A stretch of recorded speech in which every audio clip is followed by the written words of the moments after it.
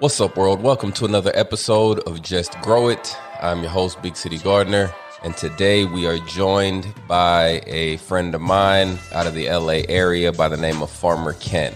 Found him on Instagram, thought he was super dope, and thought I would enjoy having a conversation with him. And also I'm sure everybody knows about him, and if you don't, come learn a little bit more about him. Here we go.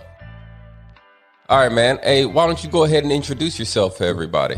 All right, my name is Ken. The Farmer Ken is my business, and I am a gardener here in Los Angeles. I also do garden consultation, implementation, installation, all that. And I'm here today to talk so I can learn more about you, learn more about me. Nice, man. So how were you first introduced to gardening? Started gardening when I was about 5 years old with my great-grandmother and my grandmother. And I grew up in Ohio, so we would have a garden every summer, every growing season. In Ohio, you can grow from maybe around May through October, November if you're lucky. So that's how I got my start in gardening, just watching them and helping them. Started when I was 5 years old, and then I had my own gardens growing up in middle school and high school. And that was the beginning of my garden journey. All right. So you were introduced by your family members. I think that's a great thing. I was also introduced to gardening by my family. My parents really got me into gardening. Nice. Yeah, man. All right. So what is it about gardening that you just love or you thoroughly enjoy? I love being able to grow my own food so you know exactly what's going in your body, how things are grown. And then I love being able to grow different cultivars. There's so many different types of cultivars than what you find in the grocery store. Man, you don't realize it until you start growing. The grocery store kind of has like just generic standard type brands and products. But when you start growing your own seeds, there's a lot of variety, which is amazing. Yeah, that's one thing I noticed kind of when I got older and got more into gardening was just the crazy amount of varieties there are. Let's say tomatoes, squash, peppers, whatever it is. I was unaware that there were so many different types. Yeah. Yeah, and I love that about gardening also, so that's dope, man. So you said you're in LA, right? I am in LA. Man, tell me a little bit about gardening in LA. Here in Los Angeles, you can grow year round. So we have a Mediterranean climate. Sometimes people think we're in a desert, but we're not technically a desert. We're a Mediterranean climate, so we have hot, dry summers, and we have a cool or mild, wetter winter. So we get about 16 inches of rain. All of that happens during our winter month, during our rainy season, from pretty much November through April. That's when we get pretty much all our rain for our water year. What is really great is that during the wintertime, we can grow our cool season crop, and then the rest of the year, we can grow our warm season crops. So you're able to grow things like tomatoes and peppers year round almost out there. Yes. Tomatoes, peppers, and eggplant in a warm climate, they will overwinter. So they may slow down production in your winter time and then pick back up in the spring. I have an eggplant in my garden that I've had for 2 years, and same thing with pepper, and one of my tomatoes I have for over a year. Nice. What is the variety of eggplant that you've had for 2 years? Let's see. I have a Black Beauty eggplant. Okay. Still producing? It's still producing. I have about maybe 8 eggplant on it right now. Yeah, it's still producing. Okay, so I guess you just did tell me some of the positives. What are the negatives about growing in LA? Water is a negative because I give them irrigation throughout most of the year. Right. Because we don't get rain. That's the main thing. It's just the water. The climate's fine. Other than that, the temperature is great. We don't get a freeze here where I'm at. I'm in USDA Zone 10B. Some parts of Los Angeles do get some frost. Los Angeles County is huge, and there's a lot of different climates within the county. But where I'm at in the city of Los Angeles,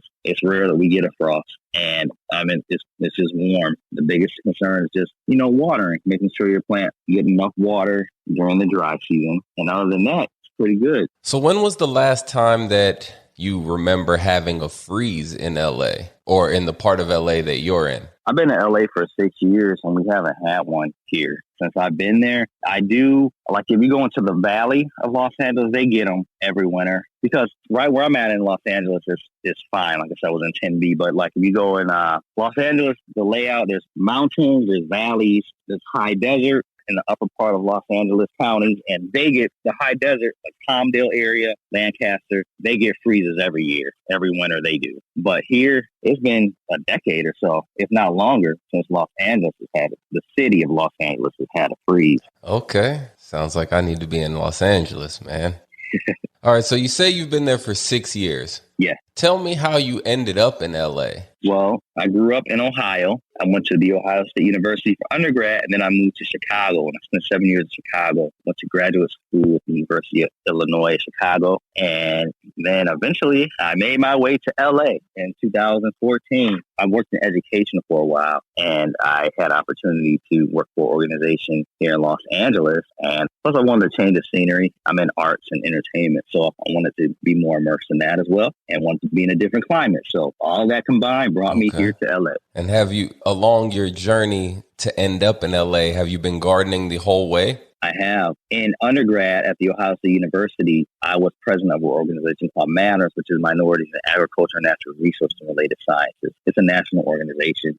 And during my time there, we were immersed in a lot of different activities, community service, and I was involved in the College of Food, Agriculture, and Environmental Sciences there. I also had an internship at the Cleveland Metro Parks undergrad, where I worked with a natural landscape specialist, and that kind of helped develop my background for planting and being very strategic with your planting and working with native plants. And then I also started a community garden in Columbus while in one of my African American Studies classes, which is what my major is in. And so that's how I started my first community garden when I was in the African American Studies class. It allowed me to give back to the community and also tie in my agriculture background.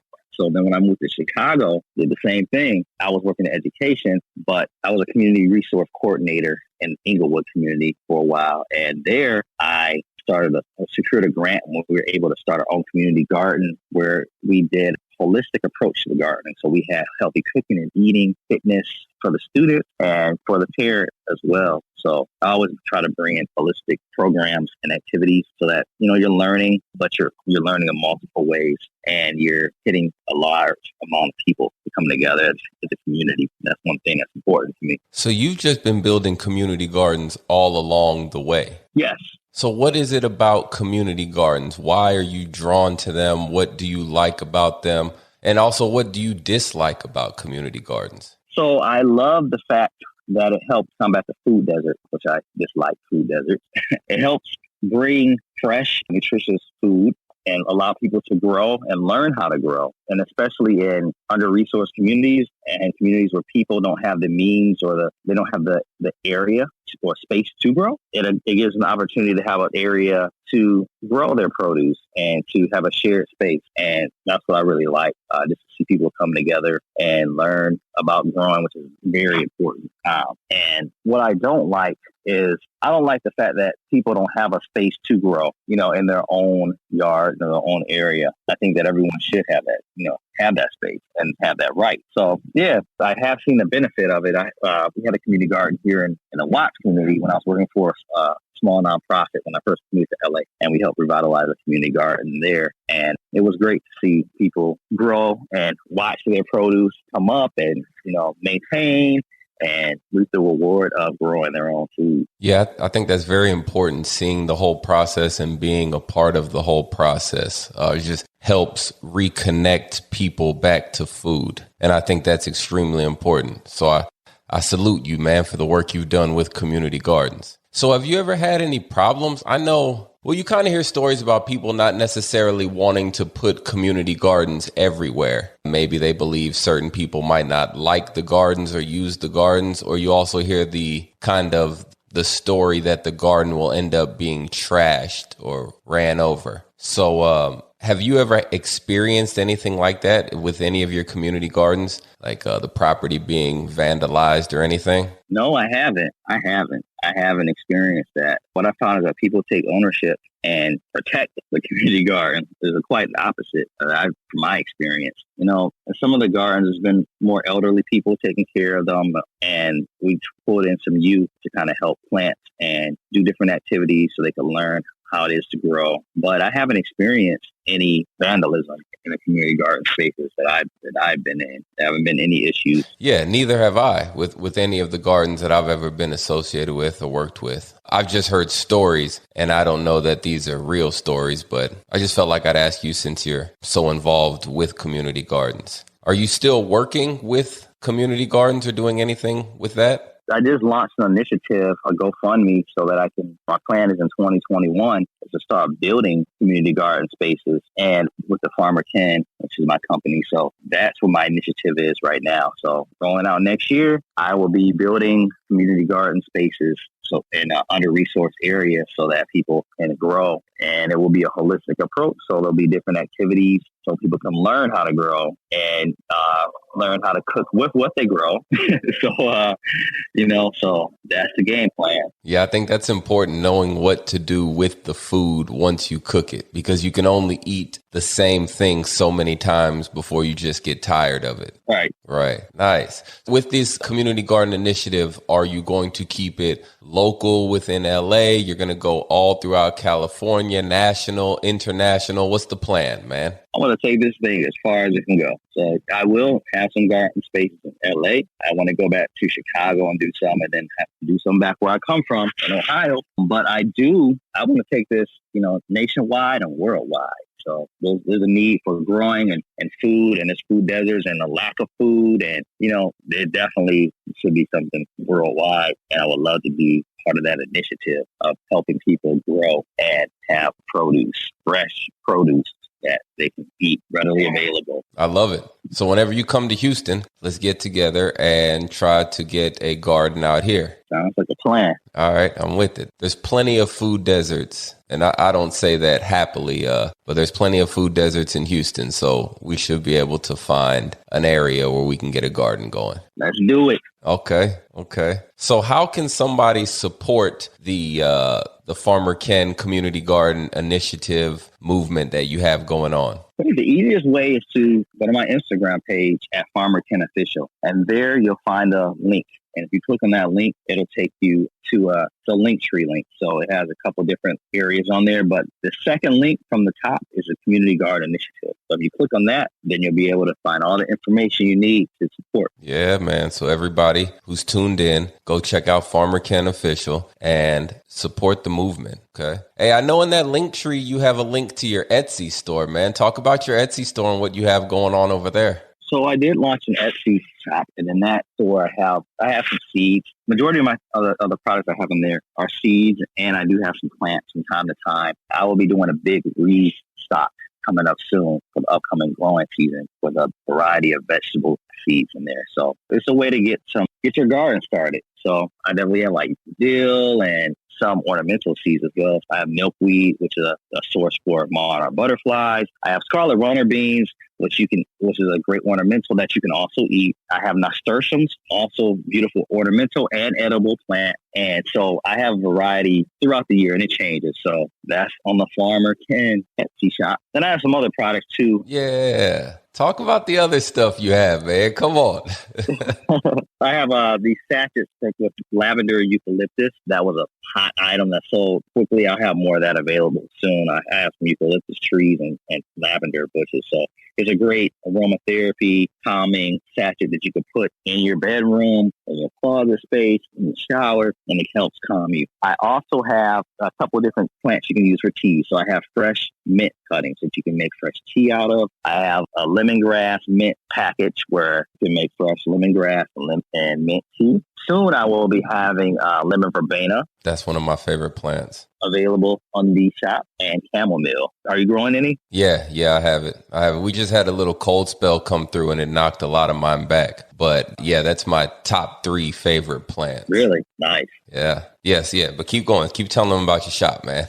Let's see. So I have, there'll be a couple more products coming out for some teas soon, and some loose leaf teas that will be coming out as well. So getting that together now, and that should be available soon on the shop. Nice. How did you come up with the products that you are featuring on your shop? Like the satchel, the eucalyptus and lavender satchel. How did you come up with that idea? So, a lot of my family and friends, when they visited my space, and I always do a sensory tour, and that's one of the favorite ones. It's smelling the fresh lavender and the fresh eucalyptus. Wait a minute. You said a sensory tour? Yes, a sensory tour, because I have a lot of plants that okay. are fragrant. So when people come to visit, they get a sensory tour so they can smell everything. I have lemon eucalyptus, I also have lemon eucalyptus cuttings on the Etsy shop. And I have jasmine, which you make jasmine tea out of, the Arabian jasmine. So they smell those flowers, as well as the lavender. I have like 8 different types of eucalyptus, so they can smell that. I have 6 different types of lavender, so then they smell different from each other. So that's part of the experience. African blue basil, which a lot of people don't know about, is one of my favorite plants. I usually give them some cuttings of that because it has a more camphor smell, but it's great for cooking, and it's a perennial basil in frost-free zone. So it's one of my favorites. Rosemary. I have a trio on my shop that I forgot to mention with rosemary, thyme, and oregano. And then I have a herb pack, which is a 5-pack, which is also a popular item with rosemary, thyme, oregano, sage, and basil. And so I have marjoram. So all those different herbs are part of the sensory tool when they come to the garden space, and they say, oh yeah, I've cooked with that before, or oh, I love that smell. So that's all part of the experience when I'm giving them a tour. Hey, what's up, world? Sorry to interrupt the show, but I need you to do one thing. If you like this show and you're enjoying what you're hearing so far, please take a minute to give me a 5-star rating. And while you're there, like and subscribe to the show wherever you're listening to your podcast. I like that. I don't think I've ever thought about it from that aspect, like a sensory tour. That's a dope way to phrase it. Yeah. All right, man. So you talked about all these things that you're growing. It sounds like you have a huge garden to be able to grow all of these things, man. Can you describe your gardening space to me and everyone listening? Okay, so I'm in the city of Los Angeles, and I have a terrace backyard. So I have my whole space is terrace, but the way I have it laid out is a good portion of my yard is concrete. Starting at the bottom, at the street level, I have some native plants and some plants that attract butterflies. So I have butterfly bush, lavender. I have milkweed, actually several milkweeds now because they spread out, produce more. I have one of the African blue basils down there. I have a couple palm trees as well. So it's an area I get a lot of monarch butterflies that visit throughout the year, and they love that space. And I see butterfly caterpillars throughout the year too in that space. And then coming on to the next level, I have a small pond, and then I have potted plants in that area because it's concrete, like a concrete patio. And so in that space, I do have 2 rose bushes in the ground. I have a lemon eucalyptus in the ground, and my pink jasmine, and 2 lavenders, grapevine, and a Arabian jasmine. Those are all in the ground there. Everything else is in pots. I have some bamboo in a pot. I have 2 citrus trees in pots there. One of them is the lemon, Eureka lemon, and then I have a Calamandan orange. I have my grapevine trailing over the way I have it set up, I have a bench. I have an arbor with my grapevine trailing over that, and then I trained it to go along the fence property from that. And then I have some nasturtiums throughout. They self-seed, so they come back every cool season. I have a lemongrass, citronella grass, and I think that's pretty. Oh, I have some succulents as well in that space. And so that's my first space. And then coming around to the back, I have 2 levels that are concrete. And the first level, I have my grow. That's my grow space. I have a little house where I can start some seedlings and stuff like that and store some things. And I have a little area with sunflowers that are blooming right now. And I have maybe about 8 of them right now. And they're red sunflowers. So like red and chocolate color, nice, beautiful color. I just planted those as fall. Mm-hmm. And you have sunflowers shining. Yes. That's a beautiful vibe. That's a good vibe. Shining. They are tall and red. And I planted those in October because I wanted to we can grow sunflowers year round here. So I wanted to have some sunflowers throughout the winter. So I planted a little area for some. And I have some cucumbers growing up too. I picked a cucumber last week. They're growing up using the sunflowers as a trellis. Getting cucumbers also, huh? Getting cucumbers. Hey man, you make it hard. I want to move to LA just off the fact that you have sunflowers right now. Yeah. I got my trombone squash. I have like 10 squash on it right now. I was surprised it's still producing. It stopped for a little while. I had some squash in October, and then it stopped in maybe November. It had the powdery mildew, of course, which you get on your squash and pumpkin and stuff like that over time. So I had powdery mildew, so I ended up trimming off a bunch of leaves, and then a bunch of new leaves came out again, and it started producing again. So I have a bunch of squash hanging on this trombone squash. You mentioned having a battle with powdery mildew. What do you do whenever you encounter powdery mildew? What's the Farmer Ken secret? Sometimes I just cut the leaf off. The leaf is damaged. I just cut it off and it starts spreading. So, I mean, sometimes people use neem oil. Some people have used apple cider vinegar.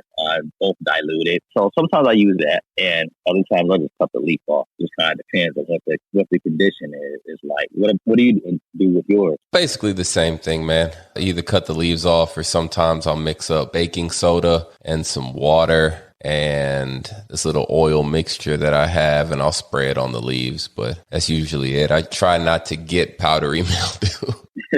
Yeah, man, I hate when it happens. It's like, man, luckily it usually happens towards the end of the season. I haven't had any issues with anything getting it quickly. I usually have it after a couple of months. And I found it just more effective. I just cut the leaf off. And a lot of times new leaves come out. Yep. So that's, for me, that's usually what happens. I cut the damaged leaves off, and then the new ones end up coming out at some point. Yeah, I noticed that if I would get a lot of powdery mildew on whenever I was growing pumpkins. Oh, yeah. So I think what I just started doing was cutting every other leaf of the main stem. Right. But this was just for home production. I know you can't do this on a large scale, but it really helped with the powdery mildew issue with the pumpkins. Yeah. All right, man, keep telling me about the growing space, man. You said you're at your second concrete space in the back. Yeah, so I have this area. I expanded out and added more raised beds. So I have 6 raised beds, and then I have an in-ground planting space, and then I have some half whiskey barrels as well with some plants in there. So you're using raised beds, in-ground beds, and containers. Every way you can plant, you're planting. Yes, every way you can plant. I'm planting to maximize the space. And so I have some purple basil in one of the whiskey barrels. I have a eucalyptus in one with some nasturtiums as a ground cover under it. I have a jasmine and one to trail up my pergola. And so in a whiskey barrel. But in my raised beds, they rotate throughout the year. But I have some collard greens that I'll have for a year and a half in one of them. I have some kale, lettuce, different lettuces, cool season, the kohlrabi, a lot of cool season crops right now. Kohlrabi, I have turnip in another one, but I have my trombone squash sharing the space with the turnip because it's a summer crop, but it's still producing, and I just planted my turnips in that space too. So they're sharing the space happily in one of the raised beds. I have some peas in another raised bed sharing the space with the kohlrabi. And then in the ground, I have some more collard greens, some mustard greens, my eggplant. I told you I've been there for 2 years. It's still going on. I have some tree collards, which are perennial collard greens that will last for many years. And I think they'll last about 20 degrees or so, 15, 20 degrees. And then I have one of my African blue basils, the biggest one, which is probably about 5 feet tall now and 3 feet wide. And it's in the ground? In the ground. Right. Okay. Yeah, that one's in the ground. I have a little Cotto avocado, which is a dwarf avocado tree, and I have a Kent's mango in the ground in this space as well. And then I have my other raised beds, 2 raised beds. I have some okra that's still producing in one of them, some garlic, kale, peas on a trellis. I have some beans on another trellis that are still flowering and producing. And that's some chard and some celery. And then I forgot to mention on my level before this, I have a kitchen garden, which are like quick, accessible herbs to get to. Although I have more herbs on the property, these are just quick ones. So I have some rosemary, thyme, oregano, sage, parsley, chive, dill. I can just run out quickly and grab them and bring them back to the kitchen to cook with them. Yeah, I think that's something every gardener should have, is right outside of your door, whether it's a patio, whatever your space is, just all of the essential cooking herbs within a hand's reach so you can get right back to cooking. Definitely. I think that's also a great way to even just get started gardening, is to start with a small little kitchen garden with something simple as herbs. Yeah, I like that. It's a great way to get started. Tell me about your food forest, man. Yeah, so that's for the upper level. The upper level is all hill. So after that, I have a small little strip after my retaining wall, like in between 2 retaining walls. This is where I started the majority of my fruit trees. So I have a strawberry, guava, dwarf lemon, dwarf lime, and dwarf orange. And dwarf trees will still give you full-size fruit. They just don't take up as much space. So it was a narrow space, but I wanted to fully utilize it. So I grew on those dwarf varieties that allowed me the opportunity to still get some fruit in that small, narrow space. So above there, I have my food forest. And this is when I have about 70 fruit trees, shrubs, or vines. And majority, I'll say maybe 95% of the plants on the hill in the food forest are edible. There's a couple that are ornamental. Like I have some milkweed there because I always try to incorporate space for the butterflies. So, explain what the concept of a food forest is. So basically, it's permaculture. You have permanent plants in your space. So you're not tilling up the ground every season. It's a permanent space to eat. So, and I eat year round here because I grow year round in our climate. So I have fruit trees and shrubs. It mimics a forest. If you go out in the forest, there's tall trees, short trees, shrubs, vines, ground cover. And however, in the food forest space, everything's edible. So I have bananas, papayas, nectarines, peaches, pears. I have citrus, plums, guava, figs, sapote, cherimoya. I have a great variety, and they all get ready at different loquats. They all get ready at different times of the year, so that I can eat different things, but have produce year round. So the concept is you have 3 different layers, a tall layer, a medium layer, and a low layer. And you're planting things. I'm assuming that to have 75 plants, you're planting extremely intensively in close quarters to other plants, but you're just growing it at different levels. Yes, like I have some things that I grow like bananas. I have bananas that grow pretty tall. And then I have some of my citrus will stay smaller. I have my lime trees going to stay smaller. And I have it towards the edge because they do like sunlight, and it's still going to get the sunlight there. I also have loquats, which can tolerate shade and are actually understory. So I was intentional with my planting. So some trees will be taller. The papayas are tall, but they're skinny. They're narrow. Their leaves spread out a little bit, but all things considered, they're more narrow than some of the other trees. They're really not a tree. They're herbaceous plants. But same thing with bananas. But, the papayas won't take up as much space as some of the other plants. And then I have some dwarf varieties of some of the trees that'll keep them smaller as well. But with any trees, even if they're standard or dwarf size, you can control the height with your effective pruning with your planting. Yeah, that's important. I had a buddy of mine. He actually lived in California, and he had a lemon tree. He had a lemon tree, but he had it cut in box shape, and it was in between a walkway between 2 doors. It was just cool to see. So I was just saying, yeah, I agree, and have seen how important it is to prune your trees to where you can keep them in the shape that you want them, as opposed to letting them run wild. Yes, absolutely. I have some of my trees, I have them pruned with a wide open center V shape, so it'll allow sunlight to get through center of the tree, and then you get a lot of your food along the exterior of the tree. So like my nectarine, I have that pruned into that V shape. And then you can keep them at a certain size, and everything doesn't have to be 10, 20 feet apart. When you go into nature, that's not how things are grown. Now people would tell you, oh, you need 10, 20 feet between each plant. And no, you really don't. I'm only growing around 3,000 square feet. I think I'm utilizing about that. So, I haven't had any issues, and I'm getting harvest. I just picked some apples, one of my favorite apple trees, and they give 2 to 3 harvests a year. I just picked my second harvest a couple weeks ago. I have one in my yard. Really? Yeah, I just planted it 8 months ago, 8 months ago. So it's pretty small. Didn't grow that much this year. Hasn't started yielding. But I'm looking forward to Anna apple. Yeah, and mine start producing. And I think I had my Anna apple a year and a half. And so I planted last July. And then it had some blooms on it. And I think it bloomed in March this year, February or March.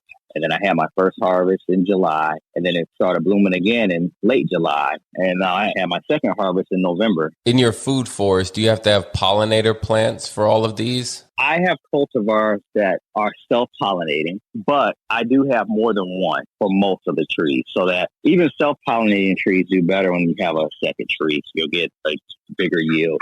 When my Anna apple produced, that was my only apple tree, but I got 2 more since then. Actually, yeah, I got 2 more since then. So next year, with pollinators, you have to make sure they both bloom around the same time, because there's early season, mid-season, late season fruit trees. So you have to make sure when you're choosing your pollinators to be intentional so that they bloom at the same time so that they can cross-pollinate. I have Anna apple and I have Dorset, and Dorset and Anna will cross-pollinate. So next year, hopefully they'll both be blooming, and I'll actually get cross-pollination going on. And I have a Beverly Hills apple as well. So you don't necessarily need a second tree for pollination if you have a self-pollinating variety. Okay. I also have a Dorset apple, the golden Dorset, in my yard. Yeah. Yeah, hoping that it really helps the Anna whenever they both start fruiting. Yeah, from what I heard is so the Anna apples, it'll fill out more if you have a pollinator versus if you don't, it has a more oval shaped apple. So my apples are more oval shaped this year. But I heard that when you have a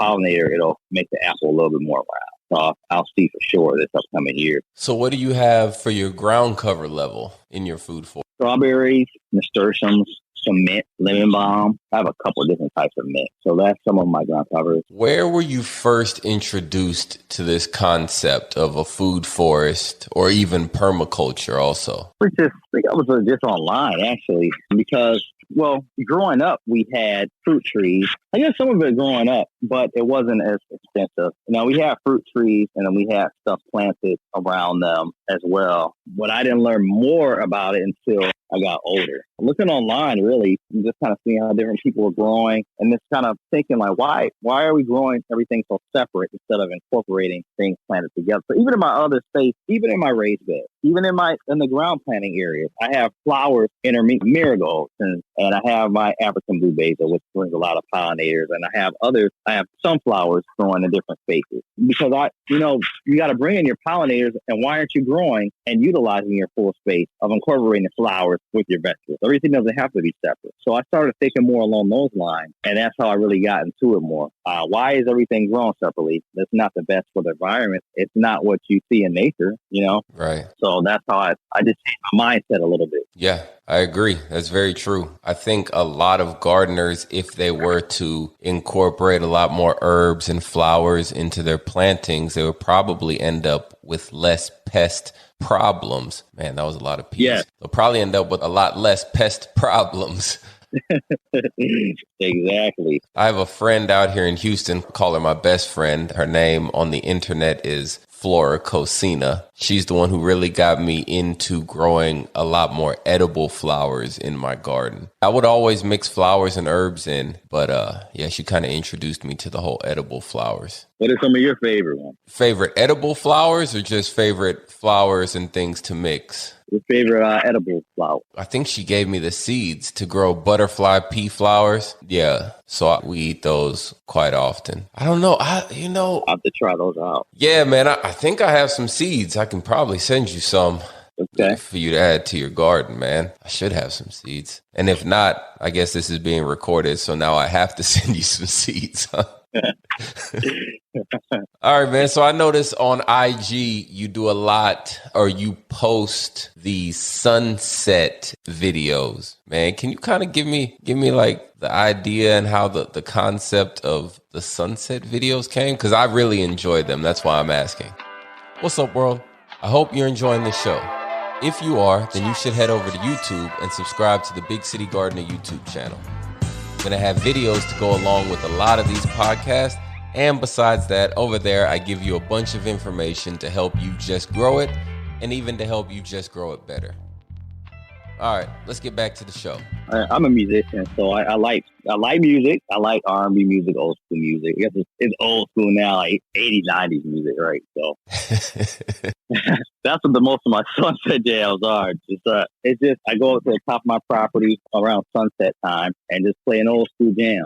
Listen to it, gives you time to relax, unwind, enjoy the sunset. So that's pretty much what it is. It's the sunset jam. So I do that periodically throughout the week, and so I love listening to music. I listen to music when I'm gardening, so I like to share music with other people as well. And a lot of people are like, man, this took me back. I haven't heard this in a long time. Man, this gave me some memories from back in the day with such and such. People hit me up all the time, like, yeah, man. But yeah. Well, I want to say thank you for doing that because I enjoy the sunset posts that you put up. I'm glad you enjoy, man. Yeah, man. So you say you listen to music when you're gardening. What are some of your favorite artists to listen to when you're gardening? Robert Glasper, Anita Baker, Babyface. We do some chill stuff.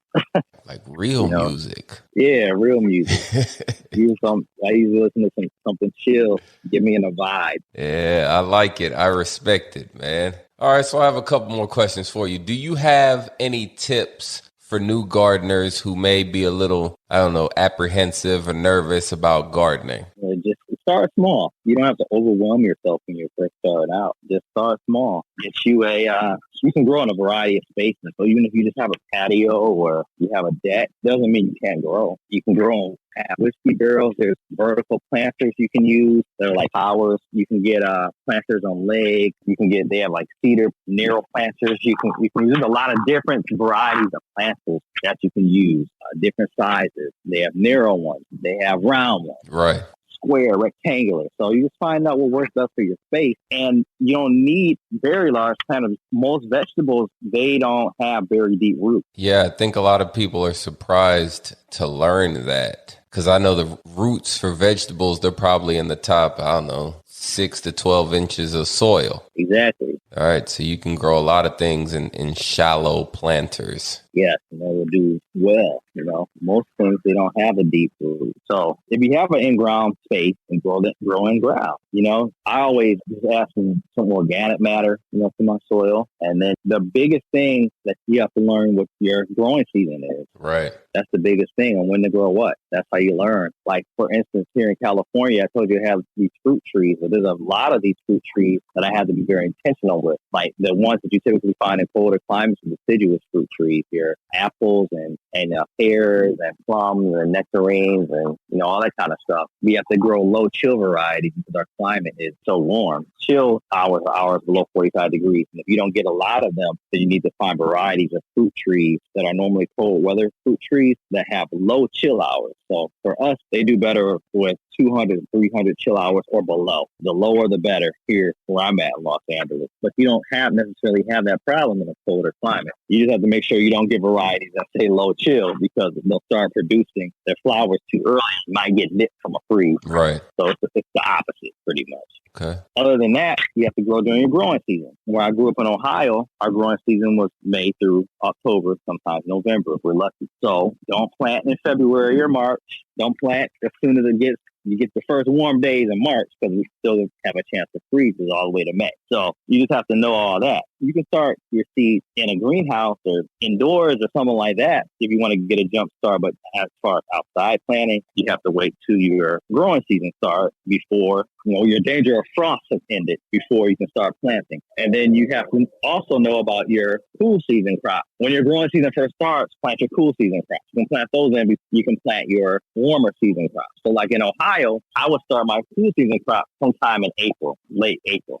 Even when there's a chance of occasional frost, they were still hardy. So like collard greens and kale and stuff like that, they would still be okay. And so for early May, I would plant my peas and leafy greens. And then I would plant my corn, I'll wait till maybe the middle of May to plant my corn. Sometimes early May, it just kind of depend on what the year was looking like. But, just kind of knowing when to plant what. And then for the fall, to get a second harvest of cool season crops in the fall back in Ohio, I would plant in late July or early August. That way the plant had enough time to mature before the first freeze hits in October. So you still have the whole fall to plant to eat more greens and to have any of your other cool season crops again. Some cool season crops both in the summer, like your lettuce and mustard greens, for example. They only last for so long, and then they'll grow flowers. The lettuce will become very bitter. You have to pull it up and you can replant. It's just things like that you have to learn through the experience. But the biggest thing is to know when your growing season is and what to plant during your growing season. There's different guides out there as well that can help. But I say start small and then work your way up. Yeah. Don't get overwhelmed and go crazy all at once unless you have the time. You have to learn how much time it takes because it does take some time and effort. Everything does to be successful. Right. Right. So you mentioned low chill hours. You have to plant varieties with low chill hours. I do also here in Houston. But yeah, just because we're in the same, actually, you told me this, just because we're in the same zone, 9A, 9B, or a similar zone, we can be in different sunset zones. Isn't that what you told me? Yes, that's correct. All right. Tell everybody what sunset zones are. Right. So I'm in 10B and where I'm at in Los Angeles, but Los Angeles as a whole ranges from maybe, like if you go up to the high desert, they're 8B through 9. And then some parts of LA are 10A, some are 10B, like in the actual city of Los Angeles. I'm in Tin Beach, which is the same as Southern Florida and some parts of Hawaii. And so there, our climates are way different. Hawaii, Southern Florida, they're humid, a lot more rain. We here in LA, we don't have the humidity. We don't have all the moisture. Same USDA hardiness zone, which is the same coldest USDA hardiness zone, is just what your coldest temperature typically gets in the winter. So it's the same. However, our climate is quite different. So sunset zones tailor towards your microclimate. So it takes into consideration humidity, elevation, your air influence from the ocean, for instance, any influence you get from valleys. So it takes into consideration all of that with your planting. And so, for instance, lavender struggles in a lot of places because it's too humid, but it's perfect in our climate. We're in Mediterranean climate, and it loves the Mediterranean climate. So there's different things like that. So Did you just explain to me why my lavender plant does not go crazy in my garden? It's because it does not rock with my sunset zone. Yeah, you have to find a very specific cultivar. Very specific cultivar. There are some that can tolerate more humidity than others, but some lavender is not going to tolerate that humidity. It doesn't like it. It likes the more dry climate, the Mediterranean climate. So where do you find out about your sunset zone? You just put in a search. Sunset zone. It's a sunset zone. It's a magazine. They have a magazine, but they're also, the zones are on there as well. You can just do a Google search and find it, and it should pop right up. Sunset climate zone. Now that makes perfect sense. That makes perfect sense because, like you mentioned earlier, let's say California and Florida, they could be in the same 10B zone. Even Southern Texas could be 10A, 10B, but those are completely different climates. Yes. That's why you plant different varieties in different cities. Okay. Yeah. So it's like you have to learn. Like I'll tell you about that lavender. It hates having a lot of moisture, will kill that thing. Yeah, I go through that all the time. Yeah, it's just you got to learn about your sunset zone. It'll help tailor. I use both. So your winter hardiness, it helps. Like you can't grow a banana tree. You can't grow a fruiting banana tree in Ohio. It's not gonna work. Too cold in the winter. There is a banana tree that's very hardy. It's an ornamental one. Right. So you won't get any fruit off of it. But knowing that, and it's even relevant, here in Los Angeles, I have some clients in the high desert, which gets colder in the wintertime. So they can't grow bananas or citrus there either because it's too cold. It'll get nipped during the winter. Now they bounce up every day. It'll be like they might get to the 20s or teens at night and bounce back up to the 50s in the daytime, 60s in the daytime. However, that cold, too many of those days where it gets below 32 degrees. And so they're not in the lab. Bananas, guava, stuff like that is going to kill it because it gets too cold, too often. Some things can tolerate an occasional nip of cold weather, but too many of them is not going to work. Yeah, man. Cold weather just came through and knocked out all my basil plants. See? But you in your Mediterranean climate with your 75 degrees right now, you're not experiencing anything like that, are you? No, we're not. Nah, your basil's still going strong, huh? Yeah, our basil's still going. All the basils are going. So I have 5 different kinds. Got this pesto basil, the purple basil, African blue basil, holy Tulsi basil. I have 2 different holy basils. I have a Krishna and a Tulsi. Those are both going. Tulsi's my favorite one. Yeah, mine too. I like that smell a lot. Yeah, I make it into tea. I dry the leaves and dry the flowers and use them in my tea blends, man. Nice. Hey, so what was it like transitioning from gardening up north in Ohio and then Chicago into gardening in the Mediterranean climate of Los Angeles? I mean, like your first gardening season in Los Angeles, were you successful? So it was way different because I'm coming from USDA Zone 6B. Right. Both in Chicago and where I'm at in Ohio, Cleveland area. So it was way different in a good way. The good thing is I was able to grow year round. But the bad thing is we don't have the rain.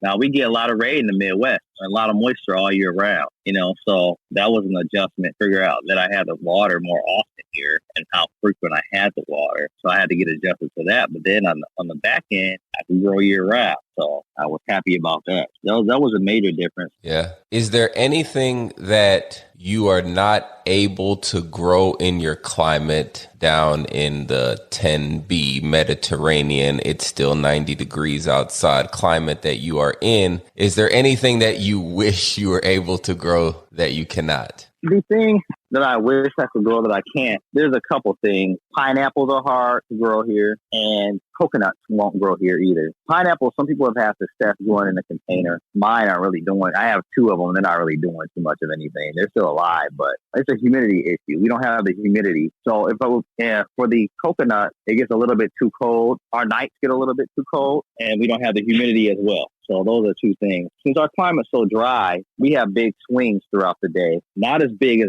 our desert here, but we might be like, even now we're in the 40s at night, and we're in the winter. So, but 40s at night, and we've been in the 70s in the daytime. And then sometimes in the summer, we don't get a lot of humid nights. We get some. The latter part of our summer gets humid sometimes, but it gets hot. We get 90s and 100s. The past couple of years that I've been in LA, a lot of that comes in August, but September and October. We had a big heat wave in September this year and in October where we got over 100 degrees. And so the latter part of our summer is really hot. And that's when we may get warm nights where it might be in the 70s at nighttime, occasionally 80 at night and 100s in the daytime. But for the most part, although it may be in the 90s in the daytime, we drop back down in the 60s at nighttime. See, that's beautiful. You come to Houston and it's 105 during the day, and then it's 91 at nighttime. Yeah, we don't get that. Not here in LA. In the Palm Springs, which is a couple hours away from here, we do have some deserts that get hot like that, stay hot in the daytime and at night. Don't have the humidity that necessarily that you guys have, but we'll have that intense heat. The only thing is we don't get that humidity. Once in a while, we get a monsoon effect in the summer for a little while, but it doesn't happen often and not for an extended period. That humidity is something different, man. Like, I don't mind the heat, but when it's 100 plus and 100 plus humidity, it's a dangerous combination. Yeah, I'm used to, like back in Ohio, we get the humidity in the summertime. So we get from June to August, it's humid. It's humid like down south humid. Okay. When it is humid. I'm used to having that humidity in the summer, and that's something I don't have here. Yeah, man, I definitely understand. Well, you're not missing much, man. If I could get rid of the humidity, I definitely would. Yeah. All right, man, I have a question for you. I meant to ask it earlier, but I'll ask it now. Talk to me about Farmer Ken. Man, how did you come up with the idea to, I guess, go online with your passion and love for gardening? So I've been doing gardening for years, and my friends kept urging me to go ahead and start your garden online. Go ahead and start a garden account. My friend Eugene and my friend Jocelyn, two of my friends, Octavia, they were all urging me, go ahead and start your Instagram, Farmer Ken page. And I'm like, I don't know why would I don't know. And I didn't realize, I'm just like, in my head, I think that my head told me everyone gardens. Why would I start this? I don't think, people are why are they going to do that? I don't know. It's just like, I'm just gardening. So I went ahead and started it in November last year. Okay. And started an Instagram page, posted a couple pictures up. And then I would post my progress throughout the winter. And I started posting more maybe March. And then it started taking off. I was surprised. A lot of people were hitting me up for advice and reaching out saying they love what I was doing. And then June hit and it took off from there. And that's when it really exploded. And I went ahead and started a Farmer Ken Etsy shop and officially launched a business so that I could help other people start their garden space. So with the company, the Farmer Ken, a couple of things I'm doing. I have my community garden initiative, right, which is something I'll be doing at no cost. That's just something I'm doing to give back to the community. But then on the business aspect, I have my Etsy account, the Farmer Ken Etsy account, my Etsy shop. I did do some things at a farmer's market when COVID died down a little bit this summer for a little while. I did it for about a month. When COVID went back up, I haven't been back to the farmer's market. And then also garden consultation. And so that's the other thing. Garden consultation, I help people start their own edible garden spaces. We do a consultation call at first where we talk about, what they would like to grow. They give me a tour of their space, and then they come up with a garden plan. And then I implement their garden. So I can come out to the garden, to their space, and then we plant their garden space. And during that process, I'm also coaching and guiding so that people know how to grow their own so that they can keep it sustained and plant in the future. And then when they at the back end, I give them a garden plan with currently growing and then some suggestions for future planting in their garden space. So I've had a large variety of clientele. I have people who had apartments that we planted out their deck and patio. I've had rooftop gardens, both I had a downtown LA rooftop garden space, garage rooftop garden space, and then I had a large in-ground planting in the high desert recently where we planted maybe about 15 fruit trees and started a raised bed. We have 16 raised beds, and we're going to expand out more in the spring. So it's been a variety of clientele, and you can grow in a variety of spaces. You just have to be creative in your space. You can grow from anywhere from an apartment with a small deck patio to a very large yard. So. Hey, the project in the desert that you just mentioned, did you just put that up on Instagram recently? I did. Yeah, I saw it. Super dope. Super dope. Okay. Thanks. Yeah, we started it, and then we're going to finish it in the spring because the high desert, they get cold in the wintertime. So we planted some hardy. The fruit trees are fine. You can plant your fruit trees in the fall. They're going to lose their leaves, come back out in the spring. And we planted some of the hardy herbs because they're 9. That garden space is a 9A. USDA is a 9A.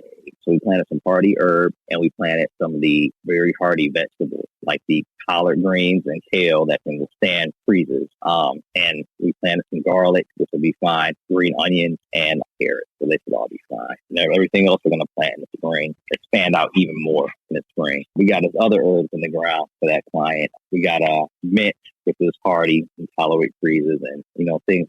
We planted the strawberries, so all that kind of stuff, all the hardy stuff we planted. Nice, so that you get a jump start and then come on out in the spring. Yeah, man, I saw it. Like I said, I saw it on IG, and it was super dope space. Super dope space. I can't wait for all this nonsense to be over. I want to get out to LA, man, and just kind of take a look at the whole gardening scene out there in LA. Yeah, man, come on out. Definitely will do. I definitely will do. All right, man, I want to tell you, thank you for taking time out of your day to be on the show. How can people get in touch with you? You can get in touch with me by going to my Instagram at FarmerKenOfficial. That'd be the easiest way to get in touch with me. You can also reach me if you send me an email to farmerkenofficial@gmail.com. That's the way to get a hold of me. That's it. So for any of you magazines, newspapers trying to get in touch with Farmer Ken, that is how you get in touch with him. Once again, man, thank you for taking... That's how you get in touch. Hey, man, I appreciate you, man. Thank you for taking time out to do this. Thank you. Before I let you go, I need you to do more than one thing. First, I need you to like, comment, subscribe to the podcast. Second, I need you to tell a friend or two about the show if you enjoyed it. And if you have anybody you think I need to talk to, I should interview, send the name over, put it in the comments, or send me an email, igrow@BigCityGardener. And check me out, man, on Instagram and on all social media platforms, Big City Gardener. We out. Oh, almost forgot. Just grow it.